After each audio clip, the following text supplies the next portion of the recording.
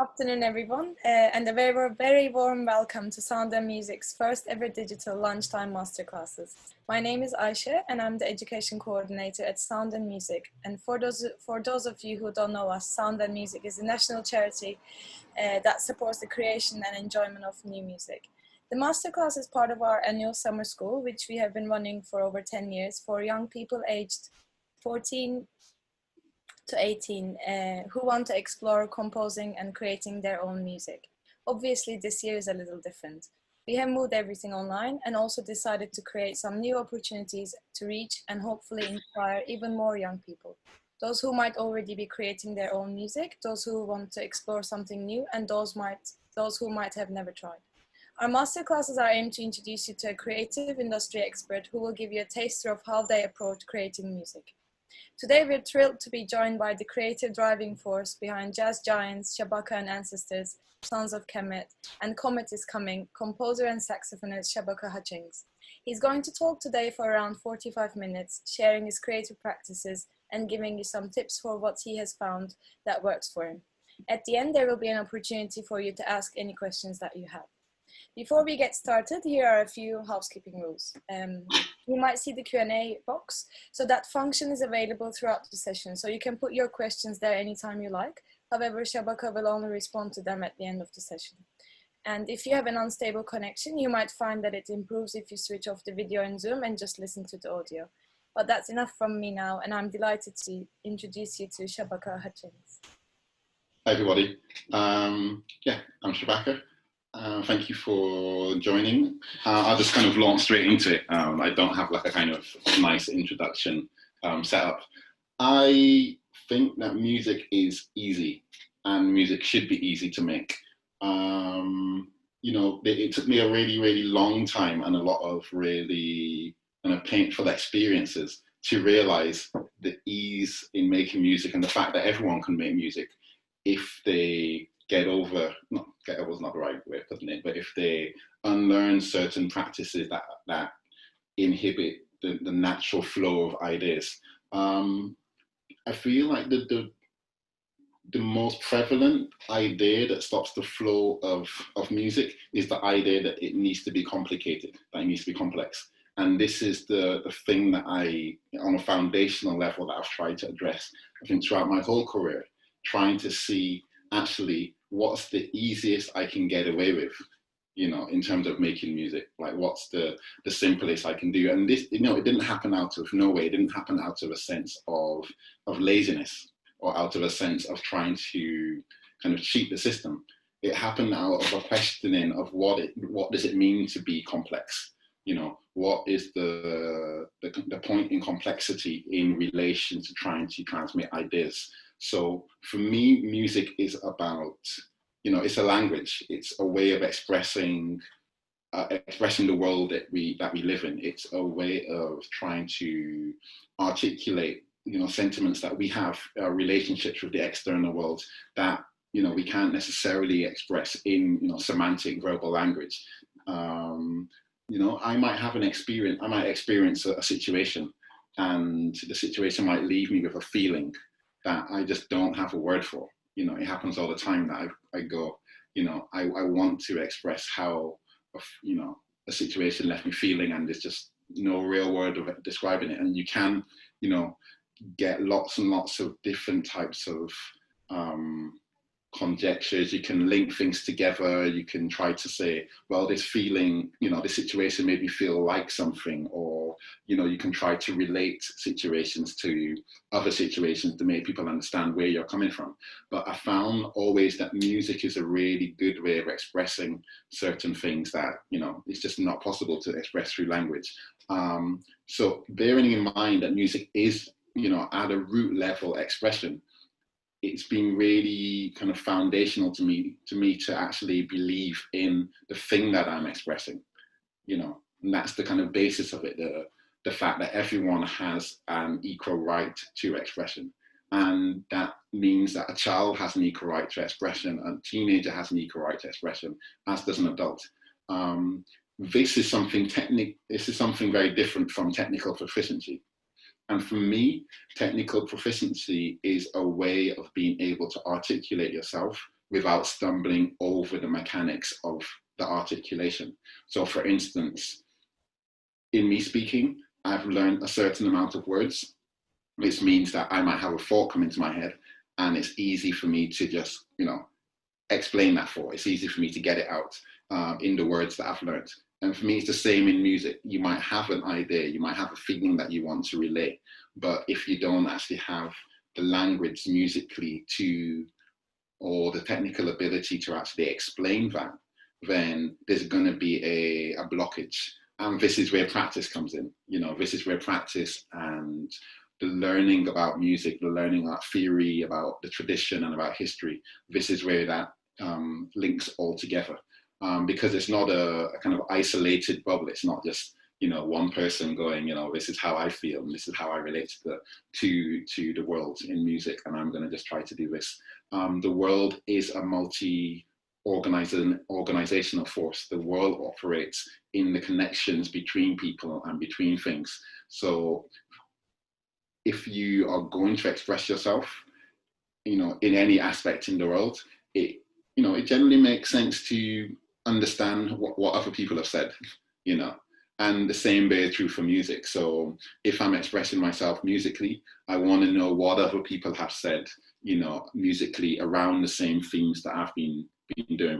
It's where the kind of historical exploration of music comes in. So I might go be kind of playing an idea and have an idea going around in my head, and then I might say, how. So, for instance, a few years ago, I was really obsessed by an idea of improvisation that involved just playing one note for ages, and I loved it. It was something that was completely the opposite of what I came into contact with in music college, which was you're trying to be as harmonically proficient and as complex as possible. I really started to get into the vibe of going, a solo, an improvised solo only needs to have one note.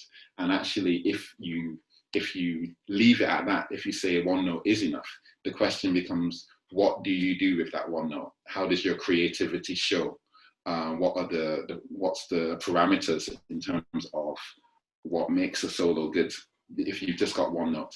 So then I started to go back and say, who uses one note? Like how has this been done before? Start to listen to jazz records for that, if there are any moments where performers start just jamming out on one note. There's bunches. Sonny Rollins does it a lot. You'll get a lot of Cannonball Adderley in the kind of late 60s does it a lot.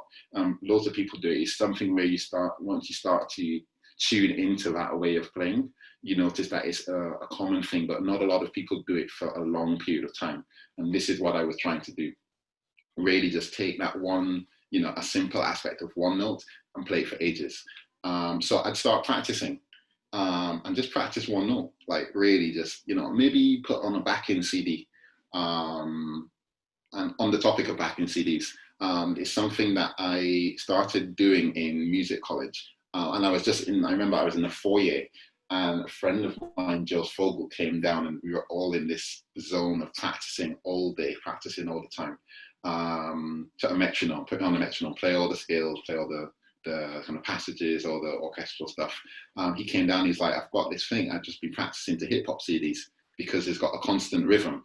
So he can practice his scales. He's got a kind of bunch of different hip hop songs in different tempos. So he's got his medium tempo, his slow tempo, his fast tempo, and he practices scale just to hip hop. And he said it's a metronome. And I thought that was amazing. I thought, it just makes practicing fun. If you take the mechanics out of the metronome, you actually make the metronome musical. It does something else to you. It means that your mind actually can go somewhere else, which sometimes isn't good. Sometimes it's actually good to just focus on the music itself and just have the tick of the metronome. But in the case where you're practicing a lot, sometimes it's good to break up the flow and use the metronome. But back to my original point, I would take a hip hop song and put it on and just jam one note to it, kind of play and just kind of around on a loop and just see how creative can I be playing this one note for ages. Like play the one note for like an hour, just like round and around and around. From that, I started to drift off into seeing if there were times within that one note where I could actually link up with what the rapper was saying. So I'd be playing da da da da da da da da da da da, and then sometimes like get the end of phrases, and that developed into me seeing if I can get like whole choruses. That developed into me seeing if I could, you know, by the time you've already played a song, you know, tens to hundreds of times, you know all the lyrics. So it was then going on to see if I could actually just play the whole song using one note. And that opened up a whole other area to me of, you know, creativity, because it meant that I started listening to hip hop in a different way. I wasn't listening to hip hop as narrative sentiment. I wasn't listening to it in terms of what the rappers were saying. I was listening to it in terms of how they're using limited pitch material. And once you start just tuning into that different way of actually approaching the genre of hip hop, your priorities as to who is a good rapper and who is a, you know, an average or bad rapper completely changes. And actually, my view of what hip hop was in terms of as a musical form shifted as well. I think that, you know, bearing in mind, you know, the kind of racial history of America, it makes sense that the music that stemmed from the Black community has been portrayed in a light whereby people don't see rappers as musicians, but they might see, you know, a classical composer who uses limited, you know, pitch material as a minimalist composer. For me, starting to listen to rappers and seeing what they were doing with their voice as being not them expressing a narrative, but them actually improvising or structuring limited pitch material over a consistent beat, you know, that opened up a whole other area, and it meant that I started listening to rappers in just a different way. People like MF Doom, Earl Sweatshirt, people like, I guess, more modern people like Billy Woods, say the RZA from early days, and all the greats, people who you'd associate being great rappers like Rakim or Notorious B.I.G. I started to listen to all of those and get a lot of information in terms of rhythmically what they were doing. And yeah, it's just it was a great way of taking that concept, the basic concept of there is one note that I'm trying to deal with, and expanding it to see where the premise has been historically, like how can I link this up to history? And you know, this is, I think, what you know, what music is about, and what life is about. Actually, it's about trying to see how the present moment that we're in connects with the past. Everyone doesn't necessarily think that, but I do, and I think that the more we can actually connect the present to the past, you know, in a nuanced way. You know, for me, the past it's not a kind of hidden gem, and as soon as you uncover it, you can see it and then you can discard it. For me, the past is something that continually gets uncovered. It's something where the more that you grow in the present, the more you're able to understand different dimensions of the past, different frames of reference, because, you know, the past is just frames of reference. For instance, I'm having this talk to you. Maybe if anyone has followed other talks that I've done, you'd have heard this. So I'm sorry, I'll just say it again. But I'm giving a talk to you, and for instance, Aisha's on the other side of the screen. My understanding of what is happening is coming from my positionality. It's coming from what I think I'm doing while talking to you. Someone like, say, Aisha on the split side of the screen is having a completely different experience, just because of, I don't know, what she was, for instance, doing in the morning leading up to this. I might, in a year's time, you know, recount the story of this webinar to someone else, and all I can do is recount it from my perspective, which is what I did coming up to this and what I said. What, you know, if she was, for instance, to recount the story of this webinar, it might be completely different, you know, in terms of what she got from it, how it relates to her specific perspective and life. None of these positions are intrinsically of more value than another. My perspective isn't necessarily more valuable than hers, even though society says that there is a hierarchical value in terms of what, you know, who is seen to be important or whose voice is seen to be best heard. But what I mean about constantly updating our approach to history is in looking at history, in looking at what has happened in the past. So if I were to go and try to review this webinar in a year's time, it's important I first analyze what I've said, but then get other views. So I might go to her and say, what did you think about it? Or I might go to someone else in the audience and go, what did you get out of it? And that would give me a more thorough understanding of the past, and that's what I mean about the past being something that is constantly updated. It's something where the more perspective you get, the more ways of approaching a single issue or a single event or scenario, the fuller the understanding becomes. And this is my own personal take. You can take it or not, but I think that the fuller the past becomes in relation to the present, the more you're able to actually depict the future, or the more you're able to see how events actually lead into future events. And that's great. I think it's at least it gives you something to do. So that's the one note thing. In terms of, I think I started by saying, this music thing is easy, and it's really, I believe in that. I believe in it wholeheartedly. I talked to a lot of friends over the years who have, they have what they describe as artistic block or writer's block.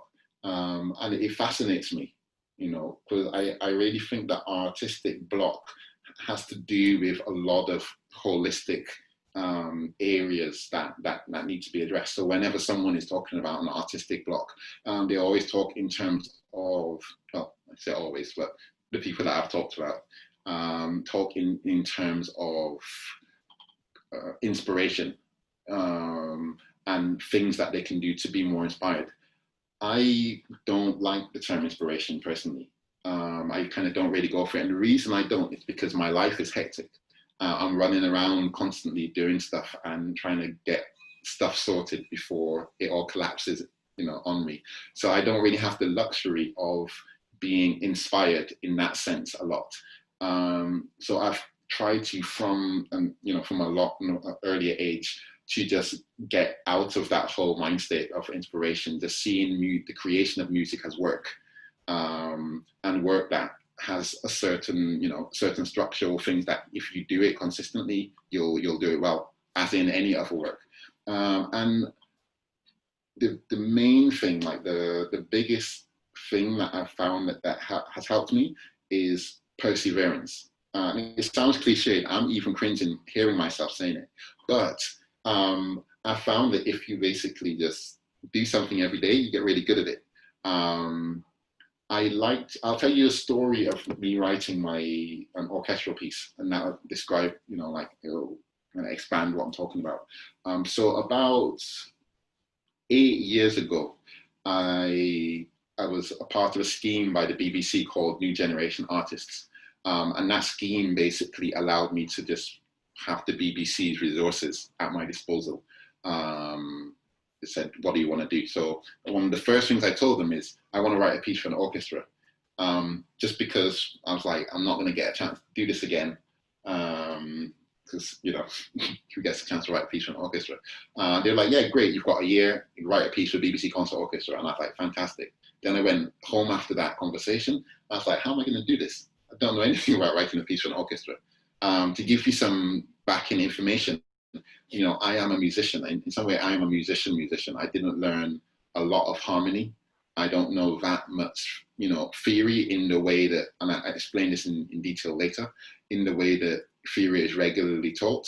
I did a classical degree at Guildhall on the clarinet. And what that degree does basically is teach you how to be an emotional interpretive machine.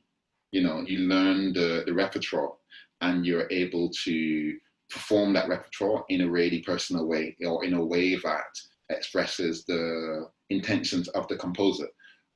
If you've got really great teachers, they might teach you something about the structure of the piece. But in general, you can leave a course like that from music college knowing absolutely nothing about harmony or the way that the music that you're playing is structured. And that was the case when I left music college. I really didn't know a lot about harmony or structural logic in terms of composition. So I went to do this, I come home thinking, how am I going to write this orchestral piece? And it was really bugging me for a few days. So I sat down and I kind of got really conceptual about it. And I devised this plan. So the plan was, for the first couple of months, I would just listen to all the orchestral pieces, basically. I listened to so much orchestral music, it was sickening. Noting who I liked, noting who I didn't like, noting minutes that I thought were effective. And by effective, I mean that are effective to me, and most of what I do is down to intuition. If I think I like something, I don't try to explain why or how. I just think that's it. So I would just listen, and if there was any moment in any tune that I liked, note it down, move on, and then I can go back to that moment and see what was happening. It meant that by the end of those 2 months, I knew the people that I liked, and those were, for instance, I liked Bartok, I like Nico Muli, I like Arvo Pärt, I like Sem Shostakovich, blah, blah, blah, this goes on. The next stage was to try to, just read some orchestration books just to see what the vibe was, what they're on about. I got some stuff from that. It's a Walter Piston book on orchestration that was quite helpful. But in general, it was just a lot of stuff that meant that I would have to study it for many years to get a grasp on what the thing was. And I didn't have many years. I had 1 year to before it was performed. So I was like, I can't deal with any of this. I need a way to compose, right? Right now.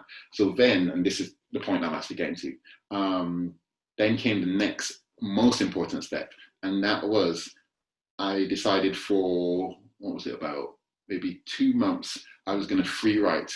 And I got this idea from seeing, I think it was an interview or some kind of article on a composer called Vares. And they said that they went to his studio and he just had like fragments of ideas in this room everywhere, all around. He just had ideas, little kind of, kind of maybe a couple bars here. I've got an idea that was on a wall in kind of like post-it notes, but it might have been, in some other kind of form. But he basically was just surrounded by lots of ideas, and to compose, he would just go into a lot of things that he'd started before.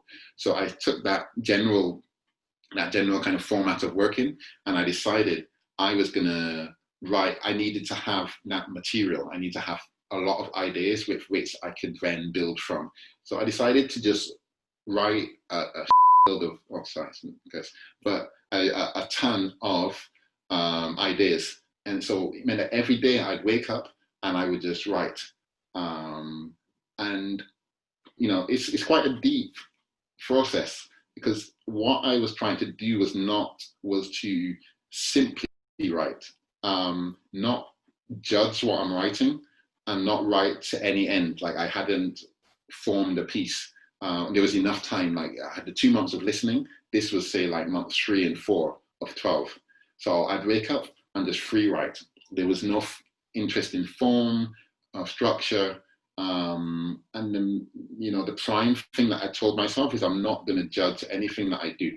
It's just anything that comes into my head, I write it down.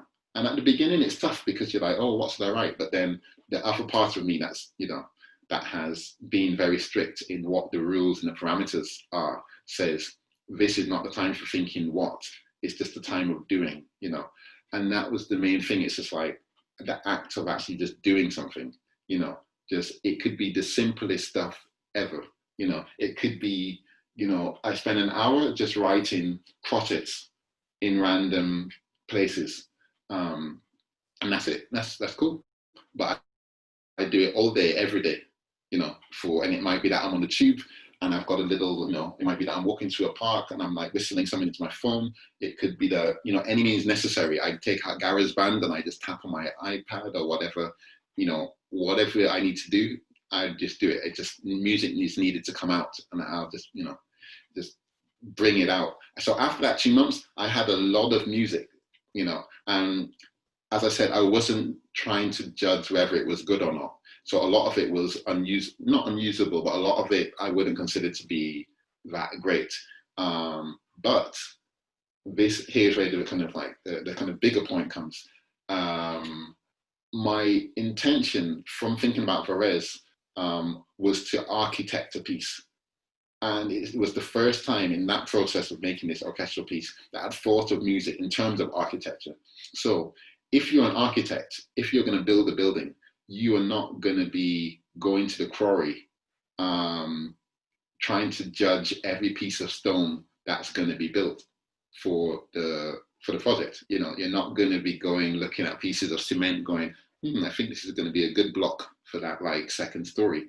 You get the outline, you get the vision, and then you get the materials and you build it, you know. But first you need the materials, then you need the vision, then you get down to architecture, which is putting all those things together. So I realized that actually, if the vision, as in what I expect of myself, comes in the way of getting those materials, like imagine if you've got an architect in a cement quarry, saying, "Oh no, don't get that piece of brick, don't get that piece of cement." The whole thing will take so long, and that's what happens with a lot of music or musicians. They spend a lot of time in the period where it's just about gathering material. They spend it appraising that material. They spend it like judging if the material is suitable or not. So my process was to cut out all of that, get a lot of material. So that was that 2 months. Then for I think a month after that, I listened to everything, kind of went through everything, replayed it, kind of listened to it. I went through all the orchestral kind of notes that I'd made in terms of what I liked from other composers that I'd listened to in that first 2 months. And then from doing all of that, I had a really clear idea of what I wanted.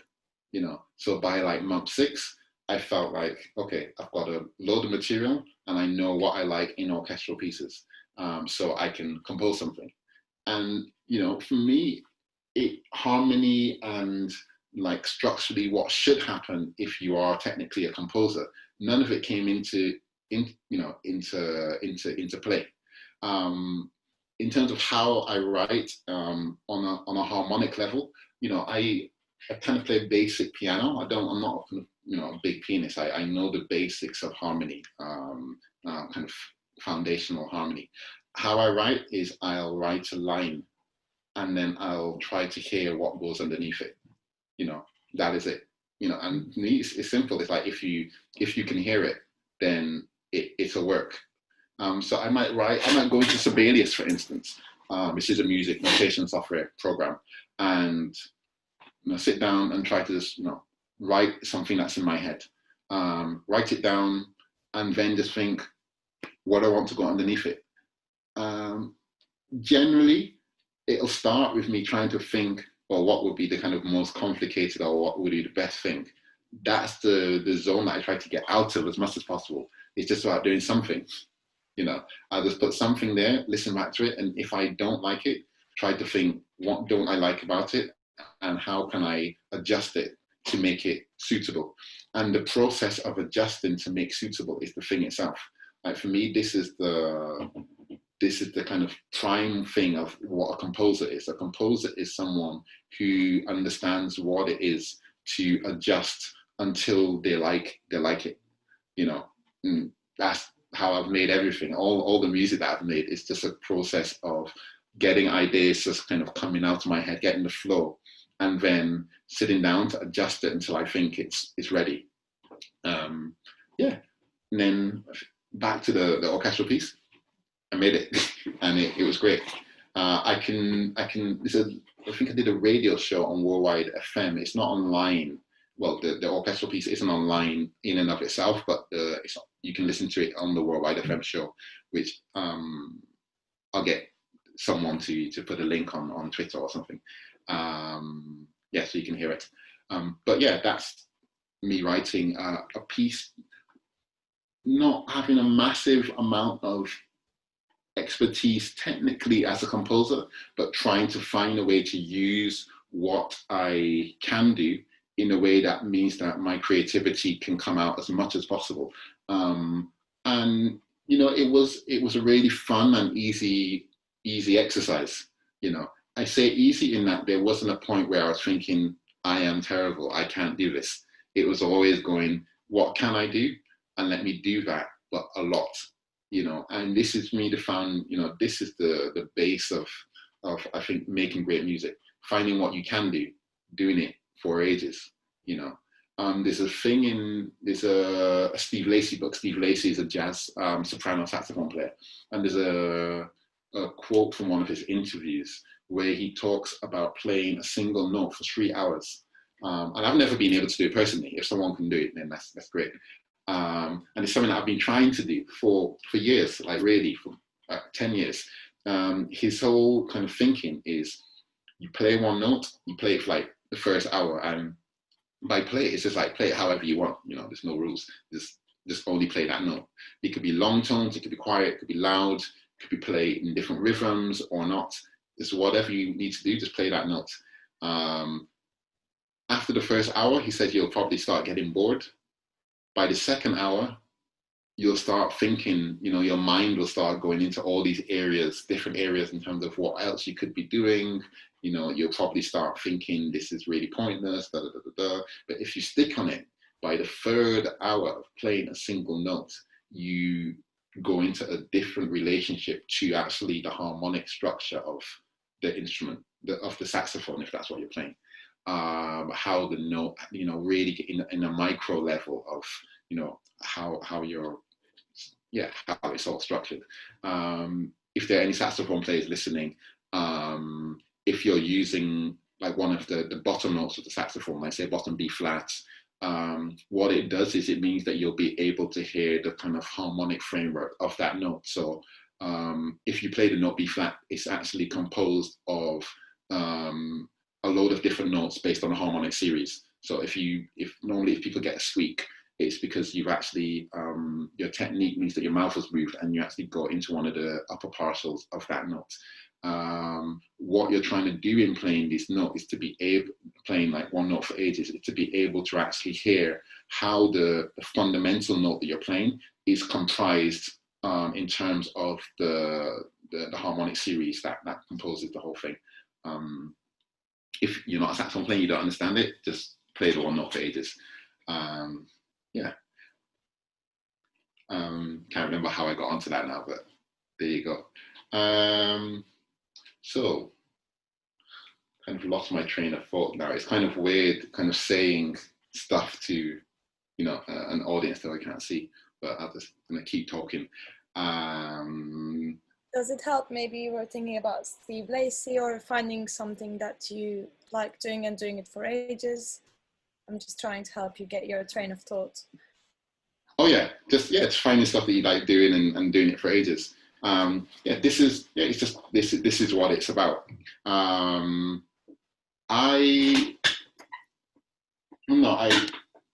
I think I started by talking about writer's block, and I started, you know, I was talking about friends who try to find inspiration, and the fact that I'm a worker. I don't see myself as being someone who is inspired in a very direct way. I really, you know, I really believe that, and you know, I got onto the orchestral thing by saying that the orchestral process by trying to outline the fact that it was the process of me working every day at something, you know, that meant that I was able to get this piece done. If I had just said, I want to create a masterpiece, and I sat down to write it, I would get discouraged, you know, really easily. And this is the trap that a lot of people get into, judging the work as it comes out. You know, if you think, what is an idea? Like what isn't, like, you know, I talk about, you know, I put an idea onto a paper. But if you think, what is that thing? You know, what's the thing that you put into the paper and where does it come from?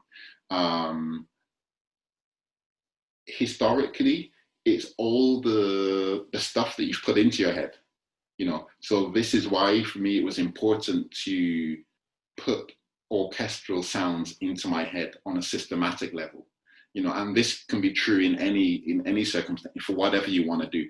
I was in Lagos about 7 years ago, say, and the saxophone player that I met there said a really deep thing to me. He was like, You know, similarly, he said the word easy. He was like, this music thing is so easy. Just listen to something for ages and it gets inside of your body and then you just play it, you know. And I was like, yeah, that is all it is. You know, like if you want to play jazz, if you want to improvise, you listen to so much jazz that you can sing it, you know, that you're in the shower and you're singing Charlie Parker solos. You know, it's got to be that amount of, you know, dedication to ingesting a language, ingesting the past, seeing it from different perspectives. And then, you know, you've got that raw material, that raw musical material to cast your creativity on. So if we're thinking like, what is an idea? For me, an idea is your subconscious rearranging all of the stuff that you've put into your head and giving it to you in a form that you don't necessarily expect. But it only works if you've got stuff inside of there. You know, if you don't listen to that much music, then it's going to be a lot more difficult. I have some phases where I don't listen to that much music, and sometimes it can be helpful, especially if I'm like, you know, mixing my own music and I just want to really stick with my vision. But in general, I try to listen to as much music as possible, but only listen to music that I think gets me on some kind of level, whether I appreciate what that level is or not. And what I mean by that is I try not to justify my love of music. I try not to listen to music and go, why did I like that? As I'm listening to it, I might go back to it, you know, and to analyze it and go, okay, let's see what the elements were that created, you know, the response that I had to it in the moment. But as I'm listening to music, I'm trying to just say, does it move me or does it not? And if it moves me, I want to listen to it. I want to get that feeling all the time. You know, I want to listen to it again and again and again.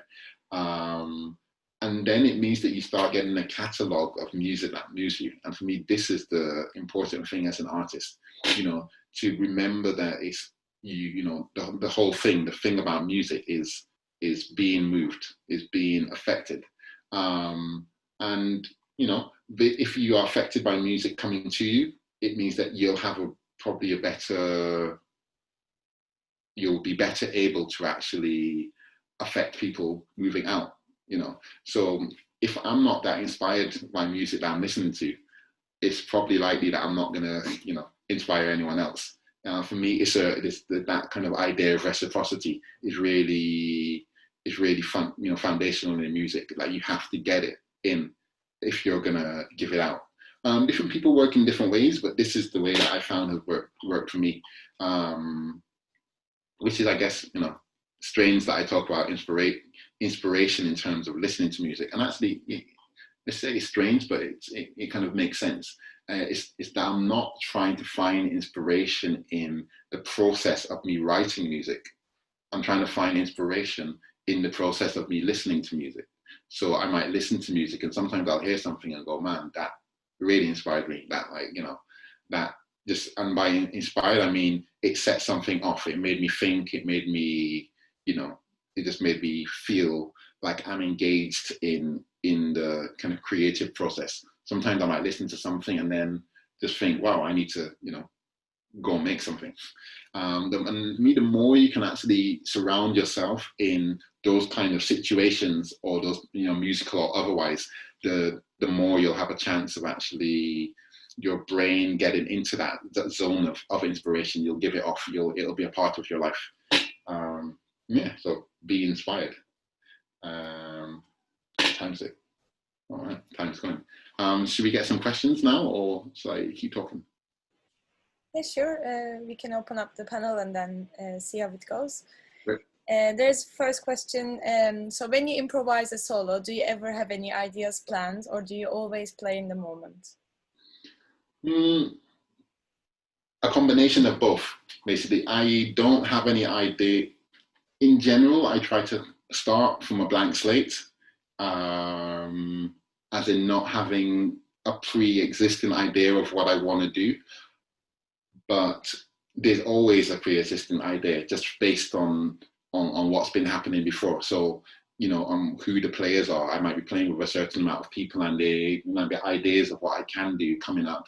But in that moment, like as I'm about to put the saxophone into my mouth, if I've got an idea of what I want to do, the possibility of it going wrong is going to go up exponentially. And that's what I don't want. The main thing I'm trying to do when I'm starting to improvise is just to listen like crazy, to what the overall sound is. And then ideas come to me. So I guess the simple way of putting it is I try to only have pre-existing ideas of what I'm going to do in the moment as soon as I'm about to like play it, but not before, basically. That ties nicely into another question from Ellie. So when you find an idea that you like, how do you expand it into creating a song, for example? The first step is to write it down. If this, and it could be like one bar of an idea.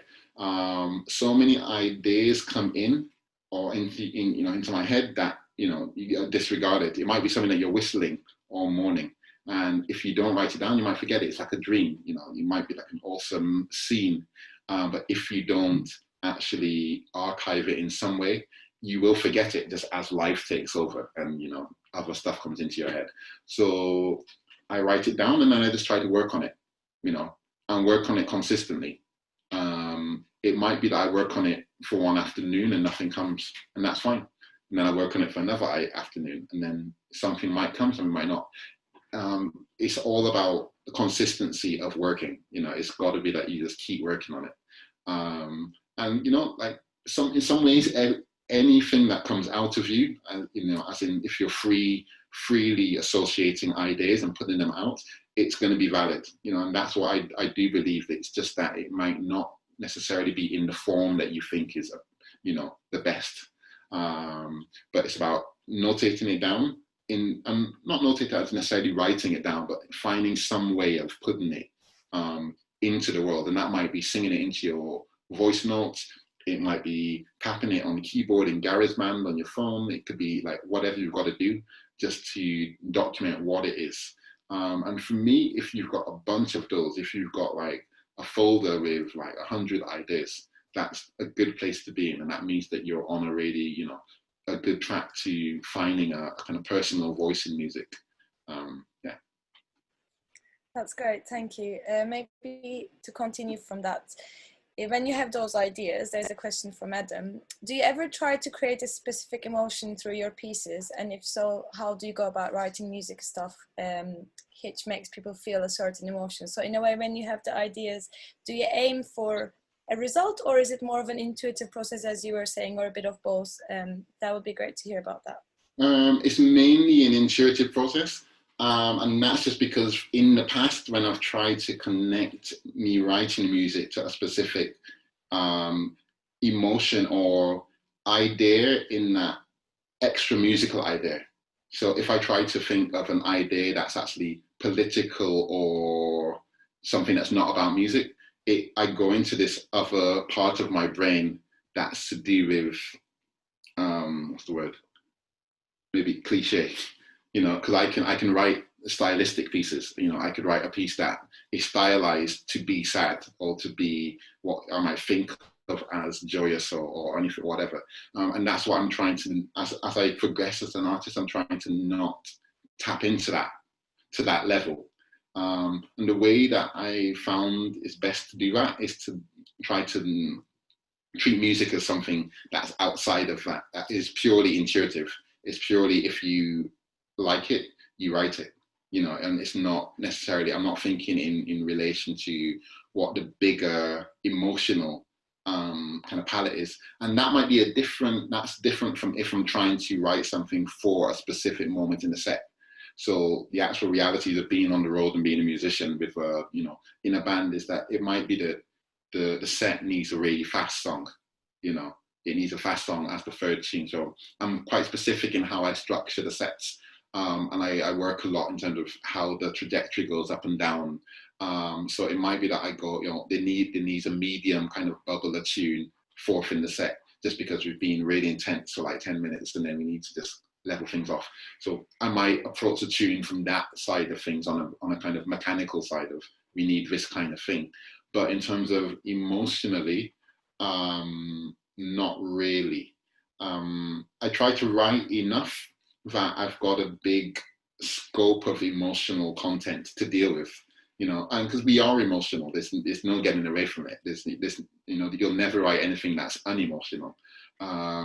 It's just that some emotions tend to dominate if you let your idea of who you think you are into the process. And that's why I would say I try to keep emotions out of it, because there's certain things that I would associate with who I am.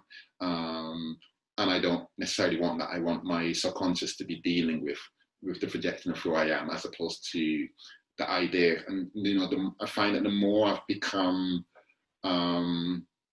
acknowledged for what I do as an artist, the more important that becomes, you know, because obviously people give you praise for certain aspects of your artistry. So you really don't want to be taken in that praise and then writing about what you think you are, you know. I'd rather just write, and what I think I am on a very intuitive level comes out. And then actually it might be that I look at it and discover something about myself that makes me change on a deep level, and then my intuition will react differently the next time I'm writing. And this is where the volume of work comes into play, because it needs to be that you're writing so much that all of these questions and all these issues get asked and resolved in amongst a big body of stuff. Like on my computer, there's loads of unfinished and half finished and 3/4 finished pieces that I'm kind of going into and adjusting here and there. Yeah. That's very interesting, and it connects to another question about technology, actually, because sometimes whilst we're doing and producing, we obviously need tools. So Damien has this reflection saying he feels that your sound comes so much from your energy and experiences, your breath, and all the things you have absorbed in life, as you've talked about. But also you use technology to enhance your sound, like effects pedals. Could you tell us something about what you use and why? For many years, I only used a Memory Man pedal, so the guitar pedal. But at the moment, I use a Caspian, Strymon Caspian, with the same thing, a simple delay pedal. I'm not an effects guy. I just like the sound of a delay in certain situations. And I think that, you know, that came from me just listening to these, like, you know, like reggae artists, or even like someone like Björk, or just many the singers. When you hear them sing, you'll very seldom hear them sing with a dry sound. There'll be some level of depth to the sound in terms of a technical addition, you know, even if it's mixed, like way back in the mix. And I just really like that for a long time. Like you know, you can play the sax and enjoy the natural sound of it, but you know, I like the sound of a trail off to the sound, how that sounds in the mix. Yeah, that's all I've ever used, like one delay pedal.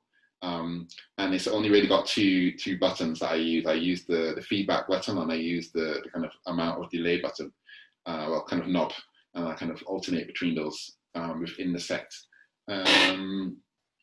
In terms of, you know, you mentioned like the breath thing.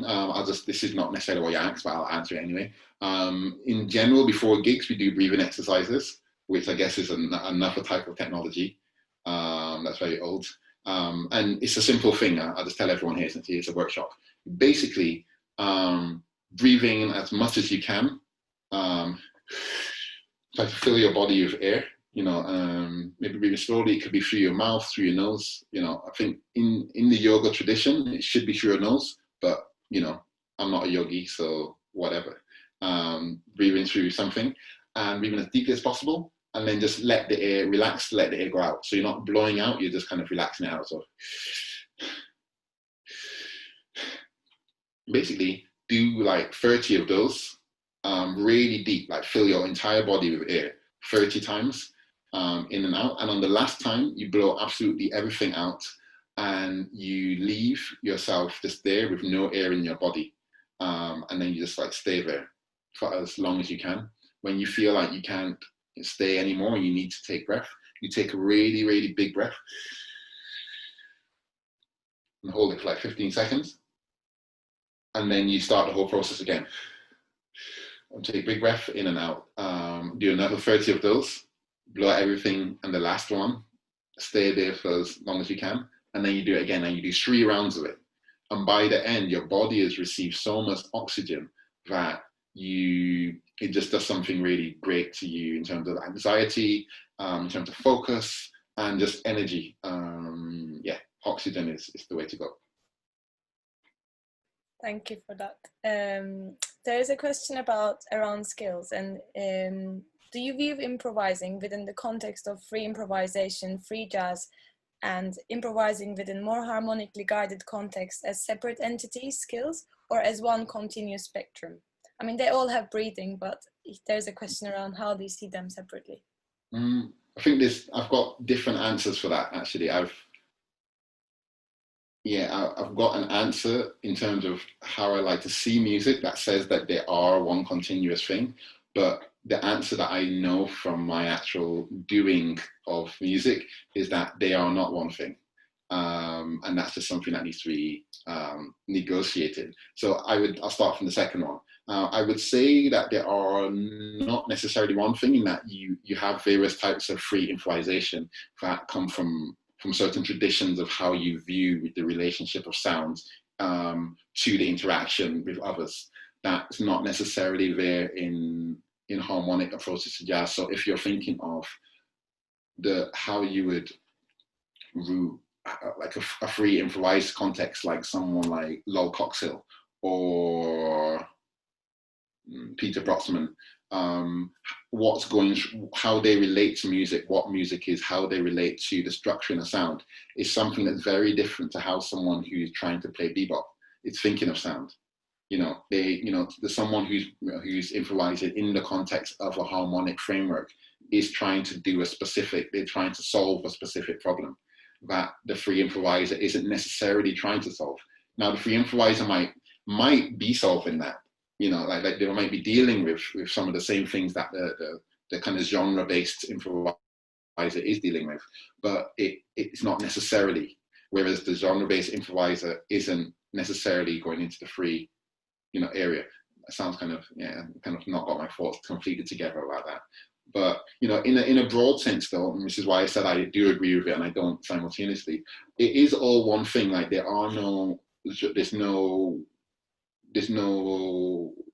nothing stopping these things from intermingling. So if you're performing in a free context, it might be that what comes into your head in that stream of consciousness is an approach to harmony on an intuitive level. And for me, like, free improvisation is about intuitiveness. It's about the relationship, intuitive powers that guide your next decision in relation to others around you.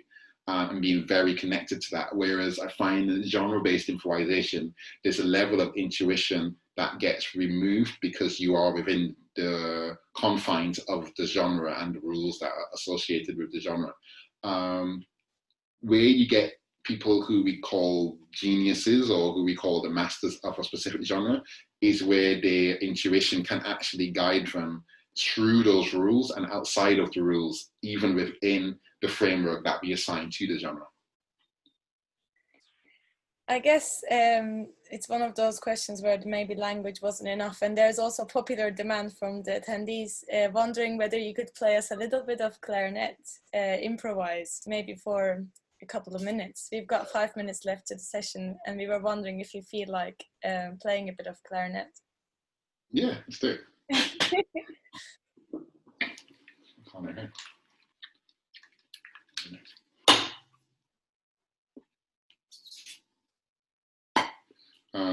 For anyone that's wondering what I'm doing here, especially if you play clarinet, if you basically put your hand on the bottom of the instrument and you suck like that, it makes a kind of vacuum effect on the reed, and it pushes the reed onto the mouthpiece, and then it kind of pops off. And what that does is, if the reed has any warping, as in like a hot day today where the heat has kind of made the wood kind of warp from having the air, the hot air kind of suck the moisture out, it just presses it onto the mouthpiece and flattens it out, and it means that your reed will be working a lot better.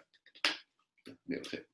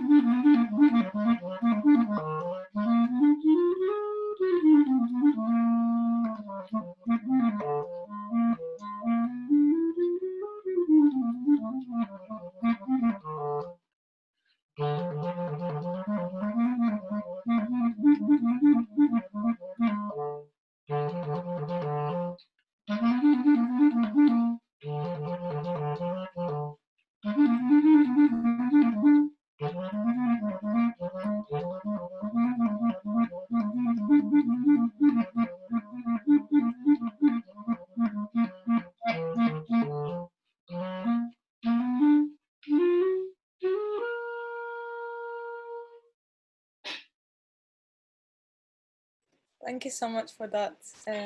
Unfortunately, we're coming to the end of our session and there's lots of more questions from everyone, but we will have to wrap up. I would just like to begin by saying thank you so much. It was such an inspiring and thought-provoking session. From unlearning what a metronome can be to even having a mini concert, it was full of interesting ideas, which I'm sure we will all unpick and go back to and change our frames of reference as you discussed.